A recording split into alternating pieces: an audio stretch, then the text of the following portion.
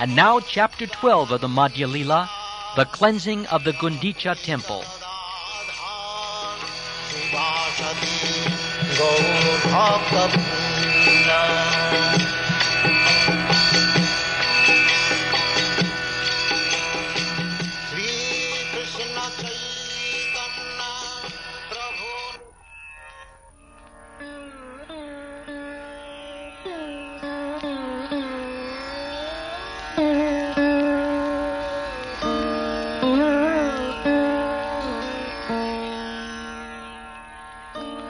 Sri Caitanya Mahaprabhu washed and cleansed the Gundica temple with his devotees and associates.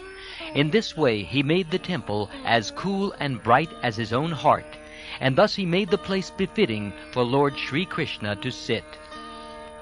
All glories to Gaura Chandra, all glories to Nityananda, all glories to Advaita Chandra, and all glories to the devotees of Lord Sri Caitanya Mahaprabhu. All glories to the devotees of Lord Sri Caitanya Mahaprabhu, headed by Srivas Thakur. I beg their power so that I can properly describe Sri Caitanya Mahaprabhu.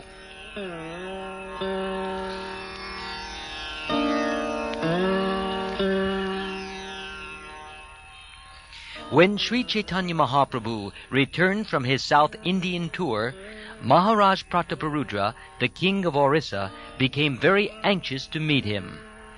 The king sent a letter from his capital, Cuttack, to Sarvabhauma Bhattacharya, entreating him to obtain the Lord's permission so that he could go and see him. Replying to the king's letter, Bhattacharya wrote that Sri Caitanya Mahaprabhu had not given his permission. After this, the king wrote him another letter.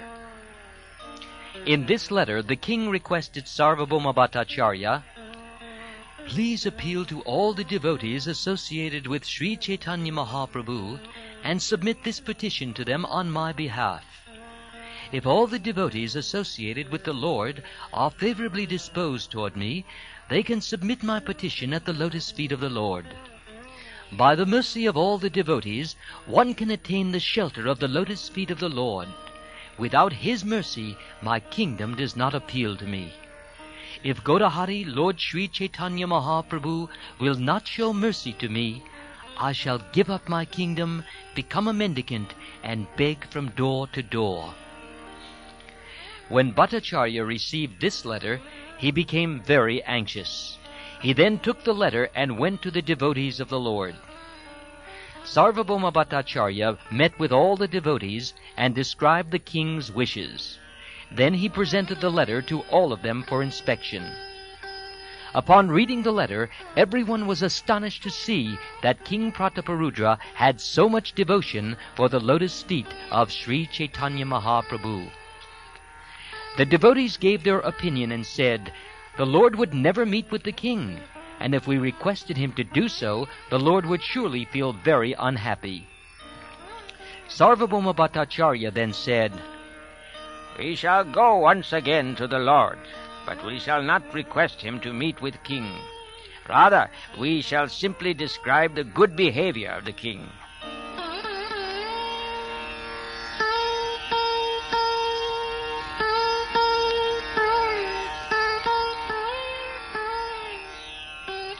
Having thus reached a decision, they all went to the place of Sri Caitanya Mahaprabhu.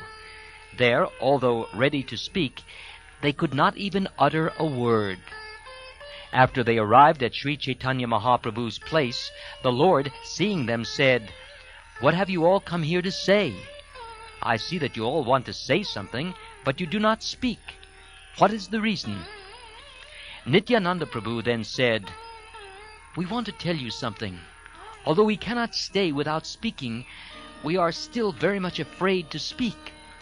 We want to submit before you something that may or may not be befitting. The matter is this. Unless he sees you, the king of Orissa will become a mendicant. The king has decided to become a mendicant and accept the sign of a mendicant by wearing an ivory earring. He does not want to enjoy his kingdom without seeing the lotus feet of Sri Caitanya Mahaprabhu. The king also expressed his desire to see the moon-like face of Sri Caitanya Mahaprabhu to his eyes' full satisfaction. He would like to raise the lotus feet of the Lord to his heart. Hearing all these statements, Sri Chaitanya Mahaprabhu's mind was certainly softened, but externally he wished to speak some harsh words. Sri Chaitanya Mahaprabhu said, "I can understand that you all desire to take me to Cuttack to see the king. What to speak of spiritual advancement? All the people will blaspheme me, and what to speak of all the people? Damodar would chastise me. I shall not meet the king at the request of all the devotees, but I shall do so if Damodar will give his permission." Damodar immediately replied, "My lord, you are the fully independent Supreme Personality of Godhead. Since everything is known to you, you know what is permissible and what is not permissible. I am merely an insignificant soul, so what power do I have to give directions to you? By your own personal choice, you will meet with the king. I shall see it. The king is very much attached to you, and you are feeling affection and love toward him. Thus I can understand that by virtue of the king's affection for you, you will touch him. Although you are the Supreme Personality of Godhead and are completely independent, still you are dependent on the love and affection of your devotees. That is your nature." Nityananda Prabhu then said, "Who is there in the three worlds who can ask you to see the king? Still, isn't it the nature of an attached man to give up his life if he does not attain his desired object? For instance, some of the wives of the Brahmins who were performing sacrifices gave up their lives in the presence of their husbands for the sake of Krishna." Nityananda Prabhu then submitted one suggestion for the Lord's consideration. "There is a way by which you need not meet the king, but which would enable the king to continue living. If you, out of your mercy, send one of your outward garments to the king would live hoping to see you sometime in the future." The Lord said, "Since you are all very learned personalities, whatever you decide, I shall accept."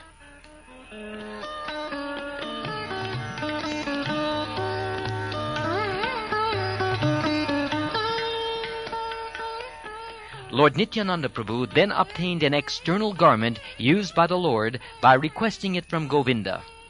Thus Nityananda Prabhu delivered the old cloth to the care of Sarvabhauma Bhattacharya, and Sarvabhauma Bhattacharya sent it to the king.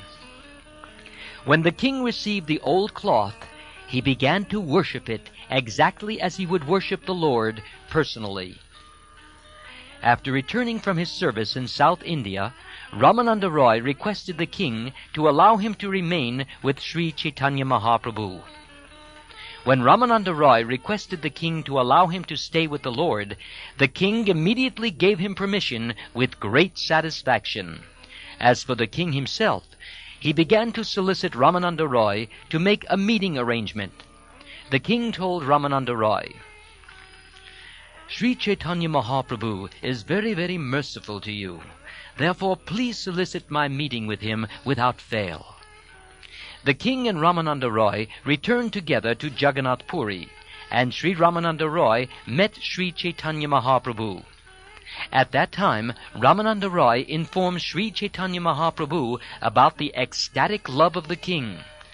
Indeed, as soon as there was some opportunity, he repeatedly informed the Lord about the king.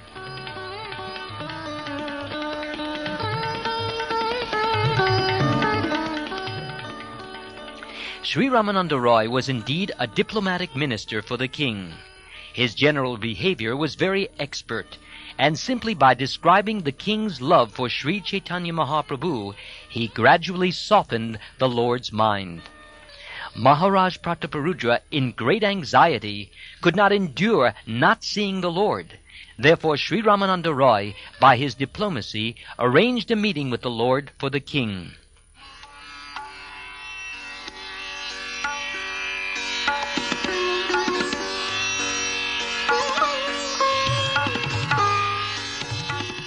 Sri Ramananda Roy frankly requested Sri Chaitanya Mahaprabhu, "Please show your lotus feet to the king at least once." Sri Chaitanya Mahaprabhu replied, "My dear Ramananda, you should make this request after duly considering whether it is befitting for a sannyasi to meet a king. If a mendicant meets a king, this world and the next world are both destroyed for the mendicant. Indeed, what is there to say of the next world? In this world, people will joke if a sannyasi meets a king. Ramananda Roy replied, "My lord, you are the supreme independent personality. You have nothing to fear from anyone because you are not dependent on anyone."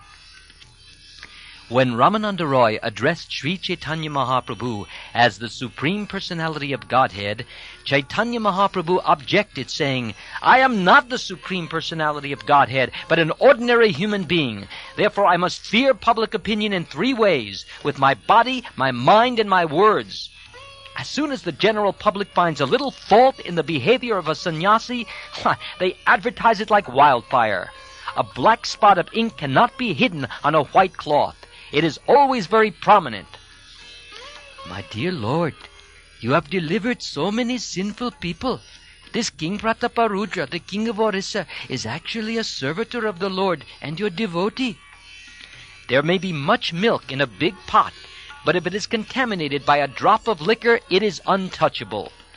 Yes, the king certainly possesses all good qualities, but simply by taking up the name king, he has infected everything. But if you are still very eager for the king to meet with me, please first bring his son to meet me. It is indicated in the revealed scriptures that the son represents the father. Therefore, the son's meeting with me would be just as good as the king's meeting with me." Ramananda Roy then went to inform the king about his talks with Sri Caitanya Mahaprabhu, and, following the Lord's orders, brought the king's son to see him.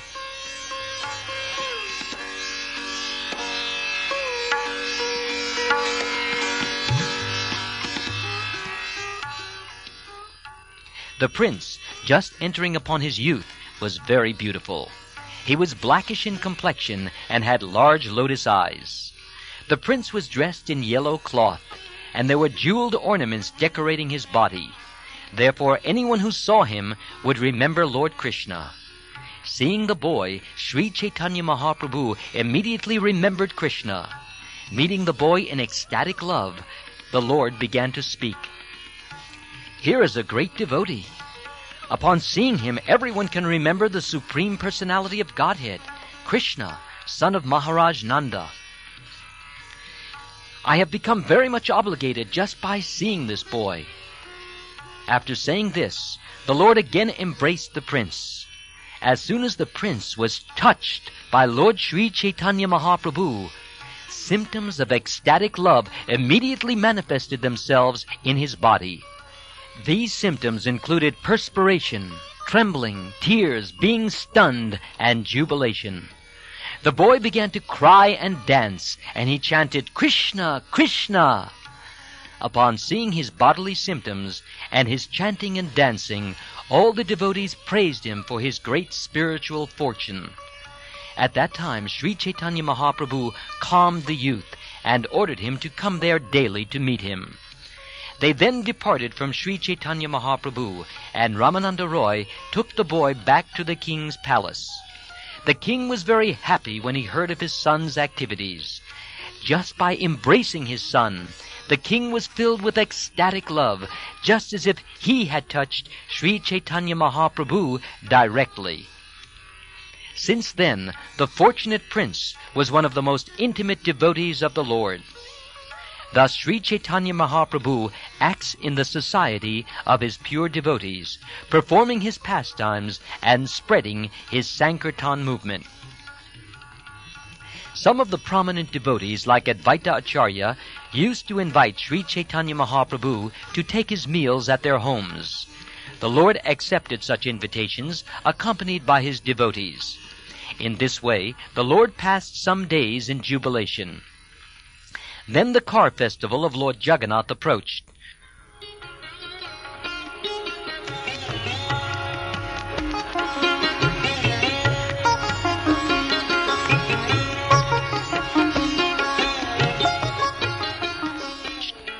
Sri Caitanya Mahaprabhu first of all called for Kashi Mishra. then for the superintendent of the temple, then for Sarvabhauma Bhattacharya. When these 3 people came before the Lord, he begged them to wash the temple known as Gundica.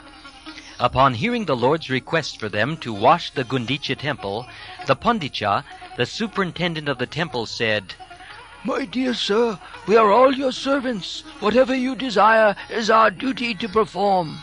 The king gave a special order for me to do without delay whatever your lordship orders. My dear lord, washing the temple is not service befitting you. Nonetheless, if you wish to do so, it is to be accepted as one of your pastimes. To wash the temple, you need many water pots and brooms. Therefore order me, I can immediately bring all these things to you." As soon as the superintendent understood the desire of the Lord, he immediately delivered 100 new water pots and 100 brooms for sweeping the temple.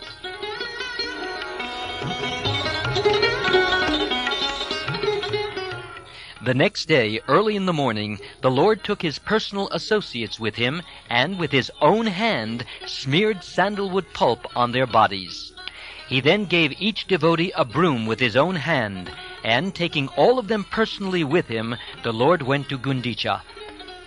In this way, the Lord and his associates went to cleanse the Gundica temple. At first, they cleansed the temple with the brooms. The Lord cleansed everything inside the temple very nicely, including the ceiling. He then took up the sitting place, or the Singhasan, cleansed it, and again put it in its original place. Thus the Lord and his companions cleansed and swept all the temple's buildings, big and small, and finally cleansed the area between the temple and the meeting place.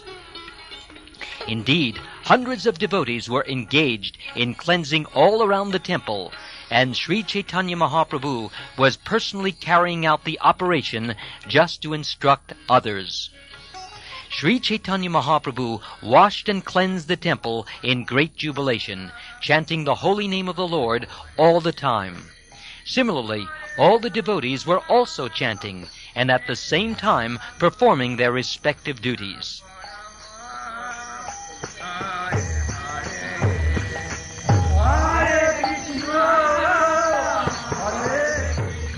The entire beautiful body of the Lord was covered with dust and dirt. In this way, it became transcendently beautiful. At times, when cleansing the temple, the Lord shed tears, and in some places he even cleansed with those tears. After this, the place where the deity's food was kept was cleansed. Then the yard was cleansed, and then all the residential quarters, one after another. After Sri Caitanya Mahaprabhu collected all the straw, dust, and grains of sand in one place, he gathered it all in his cloth and threw it outside. Following the example of Sri Caitanya Mahaprabhu, all the devotees in great jubilation began to gather straws and dust with their own cloths and throw them outside the temple. The Lord then told the devotees, "I can tell how much you have labored and how well you have cleansed the temple simply by seeing all the straw and dust you have collected outside." Even though all the devotees collected dirt in one pile, the dirt collected by Sri Caitanya Mahaprabhu was much greater. After the inside of the temple was cleansed, the Lord again allotted areas for the devotees to cleanse. The Lord then ordered everyone to cleanse the inside of the temple very perfectly by taking finer dust, straws, and grains of sand and throwing them outside. After Sri Caitanya Mahaprabhu and all the Vaishnavas cleansed the temple for the second time, Sri Caitanya Mahaprabhu was very happy to see the cleansing work.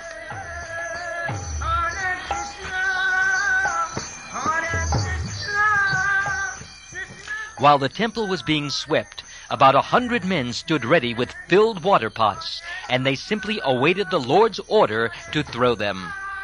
As soon as Sri Caitanya Mahaprabhu called for water, all the men immediately brought the 100 water pots, which were completely filled, and delivered them before the Lord. In this way, Sri Caitanya Mahaprabhu first washed the main temple, and then thoroughly washed the ceiling, the walls, the floor, the sitting place, and everything else within the room. Sri Chaitanya Mahaprabhu himself and his devotees began to throw water onto the ceiling. When this water fell, it washed the walls and floor. Then Sri Chaitanya Mahaprabhu began to wash the sitting place of Lord Jagannath with his own hands, and all the devotees began to bring water to the Lord. All the devotees within the temple began to wash. Each one had a broom in his hand, and in this way they cleansed the temple of the Lord.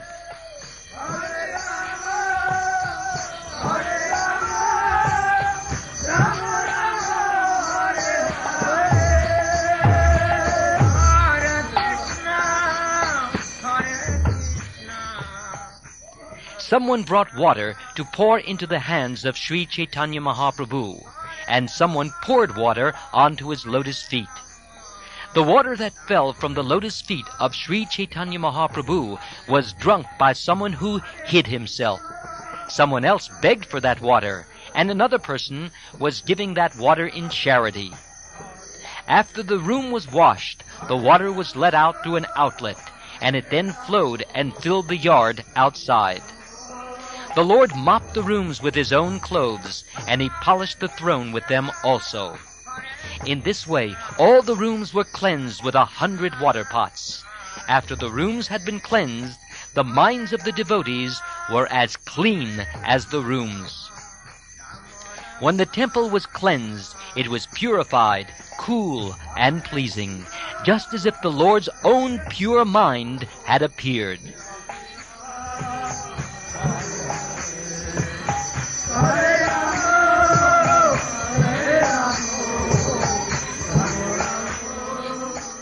Since hundreds of men were engaged in bringing water from the lake, there was no place to stand on the banks. Consequently, someone began to draw water from a well.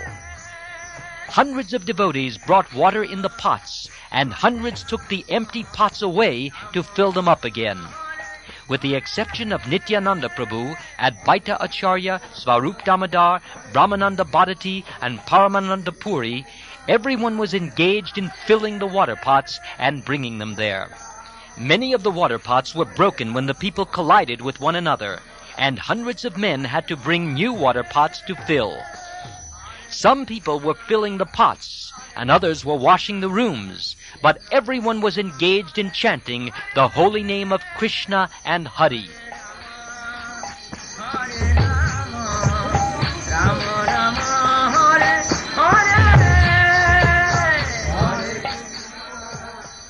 One person begged for a water pot by chanting the holy names Krishna, Krishna, and another delivered a pot while chanting Krishna, Krishna. When anyone had to speak, he did so by uttering the holy name of Krishna. Consequently, the holy name of Krishna became an indication for everyone who wanted something. As Sri Chaitanya Mahaprabhu was vibrating the holy name of Krishna in ecstatic love, he himself was performing the work of hundreds of men. It appeared as though Sri Chaitanya Mahaprabhu were cleansing and washing with 100 hands. He approached everyone just to teach them how to work. When he saw someone doing nicely, the Lord praised him. But if he saw that someone was not working to his satisfaction, he immediately chastised that person, not bearing him any grudge, of course. The Lord would say, "You have done well. Please teach this to others so that they may act in the same way." As soon as they heard Sri Chaitanya Mahaprabhu say this, everyone became ashamed. Thus they began to work with great attention. They washed the Jagamohan area, and then the place where food was kept. All other places were also washed. In this way, the meeting place was washed, the entire yard, the raised sitting places, the kitchen, and every other room. Thus all places around the temple were thoroughly washed within and without.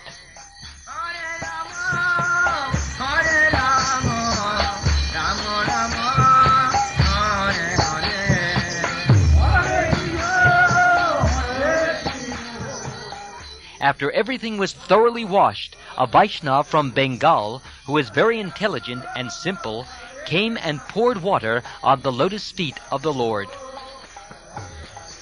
The Gaudiya Vaishnava then took that water and drank it himself. Seeing that, Sri Chaitanya Mahaprabhu felt a little unhappy and was also outwardly angry. Although the Lord was certainly satisfied with him, he became angry externally in order to establish the etiquette of religious principles. The Lord then called for Svarup Damodar and told him, "Just see the behavior of your Bengali Vaishnava. This person from Bengal has washed my feet within the temple of the personality of Godhead. Not only that, but he has drunk the water himself.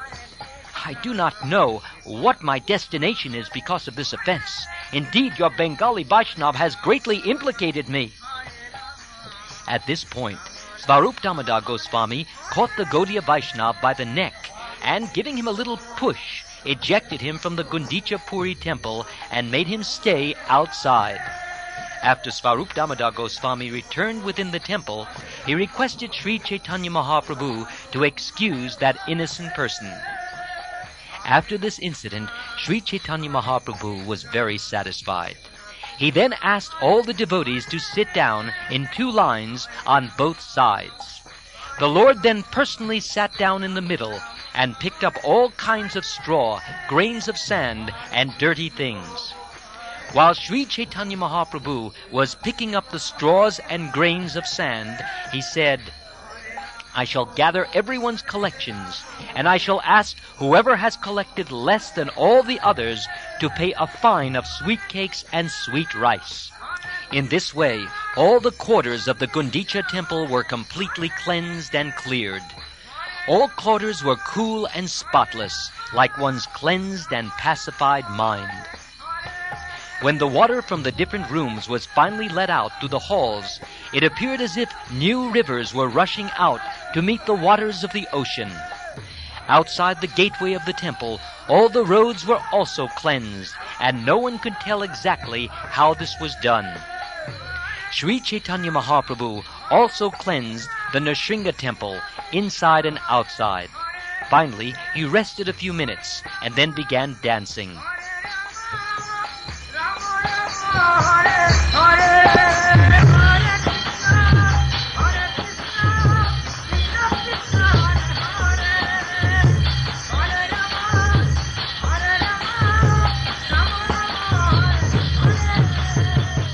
All around Sri Chaitanya Mahaprabhu, all the devotees performed congregational chanting. The Lord, just like a maddened lion, danced in the middle.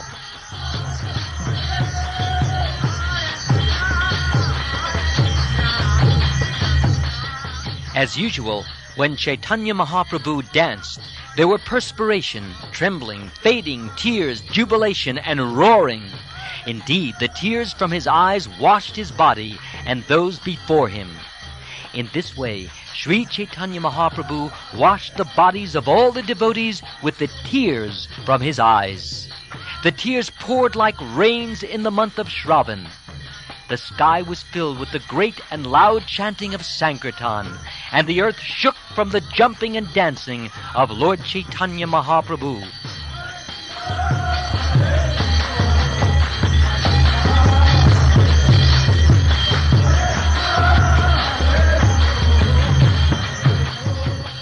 Sri Chaitanya Mahaprabhu always liked the loud chanting of Svarup Damodar. Therefore, when Svarup Damodar sang, Sri Chaitanya Mahaprabhu danced and jumped high in jubilation. The Lord thus chanted and danced for some time. Finally, understanding the circumstances, he stopped. Sri Chaitanya Mahaprabhu then ordered Sri Gopal, the son of Advaitacharya, to dance. While dancing in ecstatic love, Sri Gopal fainted and fell to the ground unconscious. When Sri Gopal fainted, Advaitacharya hastily took him upon his lap. Seeing that he was not breathing, he became very agitated. Advaitacharya and others began to chant the holy name of Lord Nrsimha and sprinkle water. The roaring of the chant was so great that it seemed to shake the entire universe. When the boy did not regain consciousness after some time, Advaitacharya and the other devotees began to cry. Then Sri Chaitanya Mahaprabhu placed his hand on the chest of Sri Gopal and said loudly, "Gopal! Gopal, stand up!" As soon as Gopal heard the voice of Sri Chaitanya Mahaprabhu, he immediately came to his senses. All the devotees then began to dance, chanting the holy name of Hari.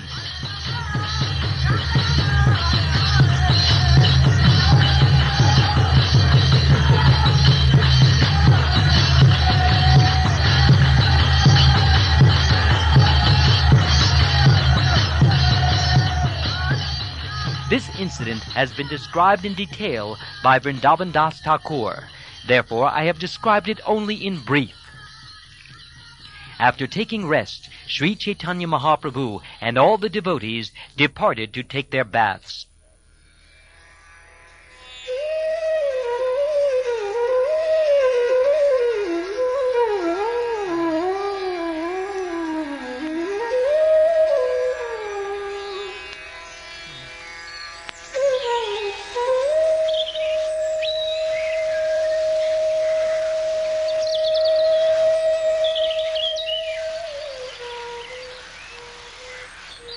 After bathing, the Lord stood on the bank of the lake and put on dry garments. After offering obeisances to Lord Nrsingadev, whose temple was nearby, the Lord entered a garden. In the garden, Sri Chaitanya Mahaprabhu sat down with the other devotees. Baninath Rai then came and brought all kinds of Mahaprasad. Both Kashi Mishra and Tulsi, the superintendent of the temple, brought as much prasad as 500 men could eat. Seeing the large quantity of prasad, which consisted of rice, cakes, sweet rice, and a variety of vegetables, Sri Chaitanya Mahaprabhu was very satisfied.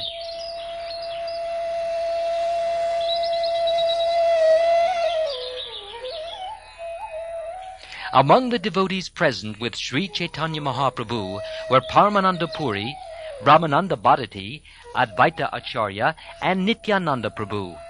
Acharya Ratna, Acharya Nidhi, Srivas Thakur, Gadadhar Pandit, Shankar, Nandanacharya, Raghava Pandit, and Bakrishvar were also present. Receiving the permission of the Lord, Sarvabhauma Bhattacharya sat down. Sri Chaitanya Mahaprabhu and all his devotees sat on raised wooden seats. In this way, all the devotees sat down to take their lunch in consecutive lines, one beside the other. Sri Chaitanya Mahaprabhu was repeatedly calling, "Haridas! Haridas!" And at that time Haridas, standing at a distance, spoke as follows. "Let Lord Chaitanya Mahaprabhu take his lunch with the devotees. Since I am abominable, I cannot sit down among you. Govinda will give me prasad later outside the door." Understanding his mind, Sri Chaitanya Mahaprabhu did not call him again. Svarup Damodar Goswami, Jagadananda, Damodar Pandit, Kashishvar, Gopinath, Baninath, and Shankar distributed prasad, and the devotees chanted the holy names at intervals. Lord Sri Krishna had previously taken his lunch in the forest, and that very pastime was remembered by Sri Chaitanya Mahaprabhu. Just by remembering the pastimes of Lord Sri Krishna, Sri Chaitanya Mahaprabhu was agitated by ecstatic love. However, considering the time and circumstance, he remained somewhat patient.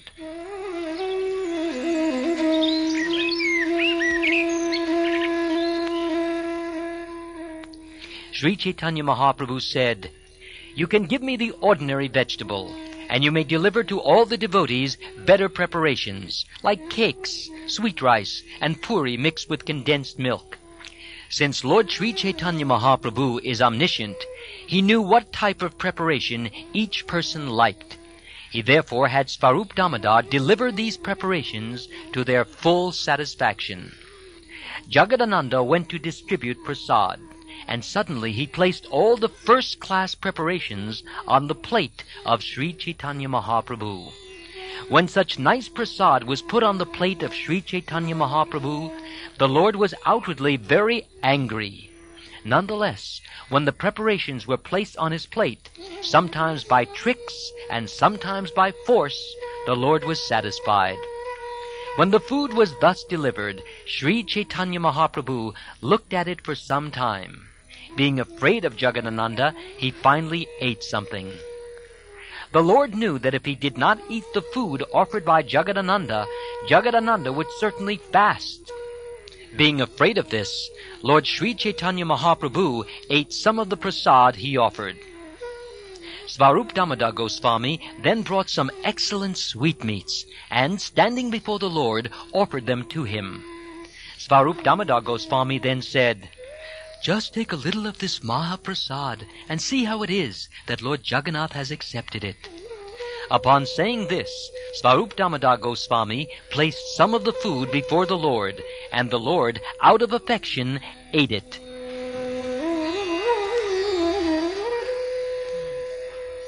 Svarup Damodar and Jagadananda again and again offered the Lord some food. Thus they behaved affectionately with the Lord. This was very, very uncommon.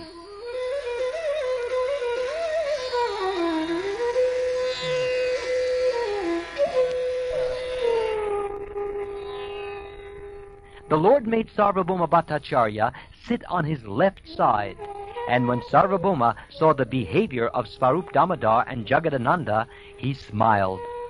Lord Sri Chaitanya Mahaprabhu also wanted to offer Sarvabhauma Bhattacharya first-class food. Therefore, out of affection, he had the servers put first-class food on his plate again and again. Gopinath Acharya also brought first-class food and offered it to Sarvabhauma Bhattacharya while speaking sweet words. After serving Bhattacharya with first-class prasad, Gopinath Acharya said, "Just imagine what Bhattacharya's previous mundane behavior must have been. Just consider how at present he is enjoying this transcendental bliss." Sarvabhauma Bhattacharya replied, "I was simply a less intelligent logician. However, by your grace I have received this opulence of perfection. But for Sri Chaitanya Mahaprabhu, who is so merciful? He has converted a crow into a Garuda. Who could be so merciful? In the association of the jackals of logic, I simply continue to bark a resounding "Bhew! Bhew!" Now, from the same mouth, I am chanting the holy names Krishna, Krishna, Hari, Hari. Whereas I associated with the disciples of logic, all non-devotees, I am now immersed in the waves of the nectarine ocean of the association of devotees. Sri Chaitanya Mahaprabhu replied, "From your previous birth, you have been in Krishna consciousness. Thus you love Krishna so much that simply by your association, we are all developing Krishna consciousness. Thus there is no one within these three worlds, save for Sri Chaitanya Mahaprabhu, who is always so willing to increase the glories of his devotees and give them satisfaction."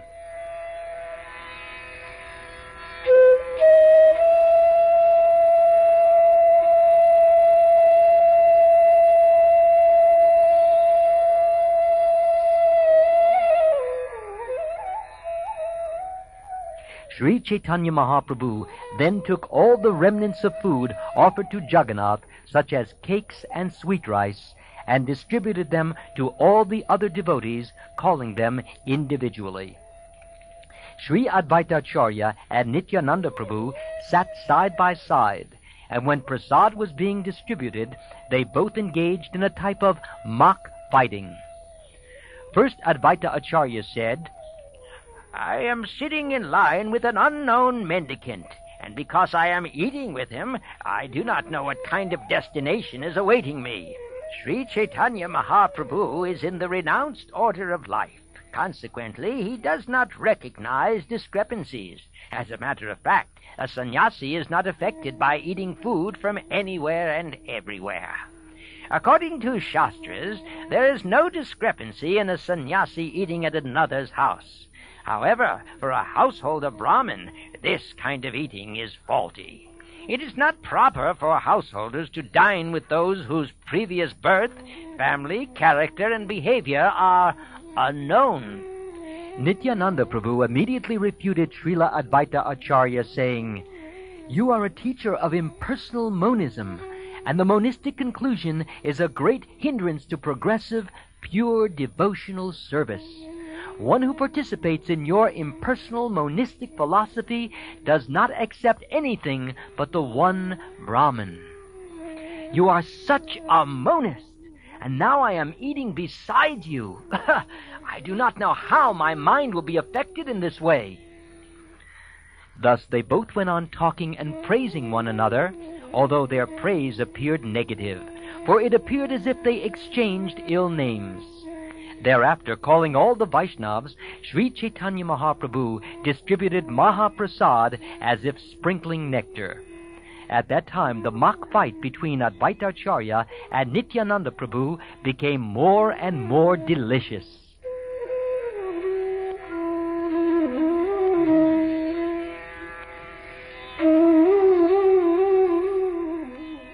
After taking their lunch, all the Vaishnavas stood up and chanted the holy name of Hari, and the resounding noise filled all the upper and lower planetary systems.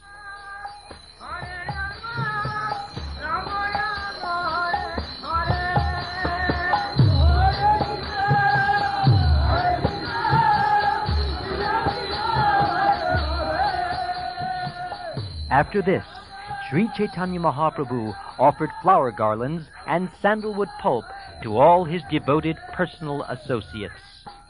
The 7 persons, headed by Svarup Damodar, who were engaged in distributing prasad to others, then took their meals within the room.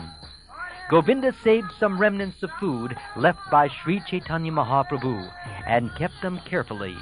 Later, one portion of these remnants was delivered to Haridas Thakur.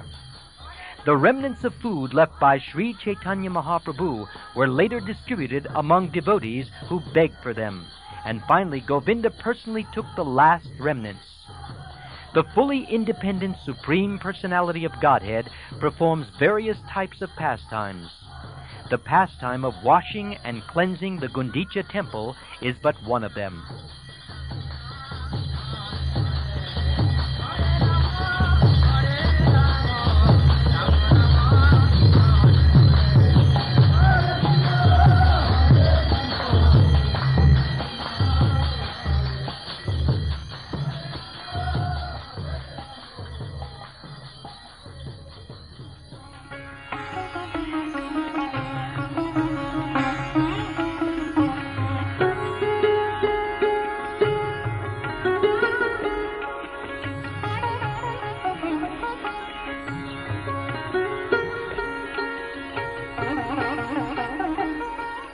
The next day marked the performance of the festival of Netrotsava.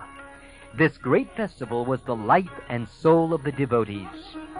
Everyone was unhappy for a fortnight because they could not see the deity of Lord Jagannath. Upon seeing the Lord at the festival, the devotees were very happy. On this occasion, greatly happy, Sri Caitanya Mahaprabhu took all the devotees with him and visited the Lord in the temple.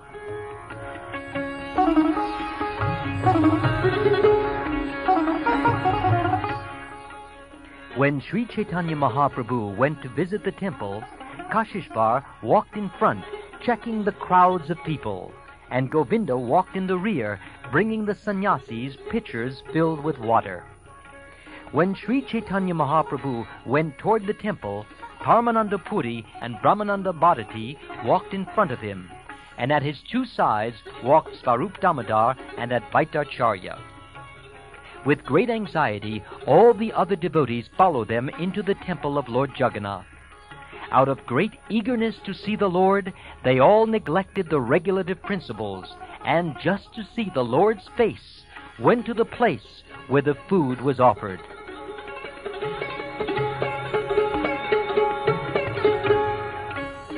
Sri Caitanya Mahaprabhu was very thirsty to see the Lord, and his eyes became like 2 bumblebees drinking the honey from the lotus-like eyes of Lord Jagannath, who is Krishna himself. the eyes of Lord Jagannath conquered the beauty of blossoming lotus flowers, and his neck was as lustrous as a mirror made of sapphires. The chin of Lord Jagannath, tinged with buff color, conquered the beauty of the banduli flower. This increased the beauty of his mild smiling, which was like lustrous waves of nectar. The luster of his beautiful face increased at every moment, and the eyes of hundreds and thousands of devotees drank its honey like bumblebees. As their eyes began to drink the nectarine honey of his lotus face, their thirst increased. Thus their eyes did not leave him. Thus Sri Caitanya Mahaprabhu and his devotees enjoyed transcendental bliss upon seeing the face of Jagannath. This continued to midday.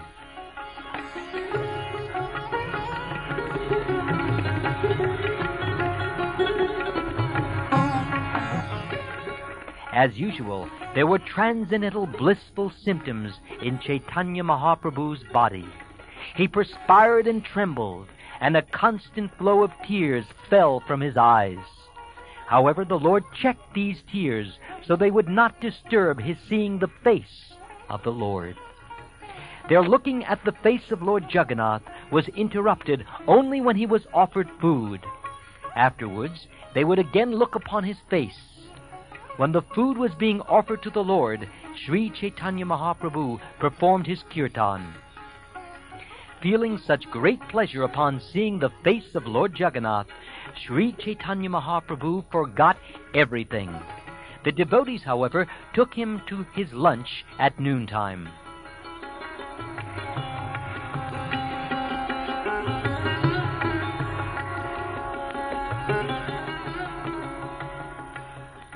Knowing that the car festival would take place in the morning, all the servants of Lord Jagannath were doubling their offerings of food.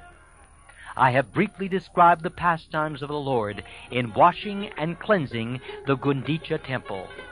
By seeing and hearing these pastimes, even sinful men can awaken their Krishna consciousness.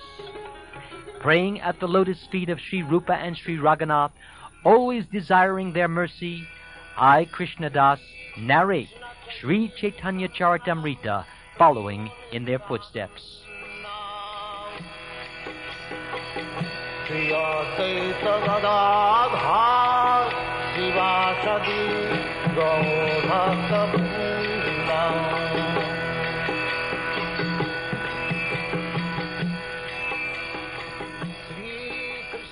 This ends chapter 12 of the Madhya Lila, the cleansing of the Gundica temple.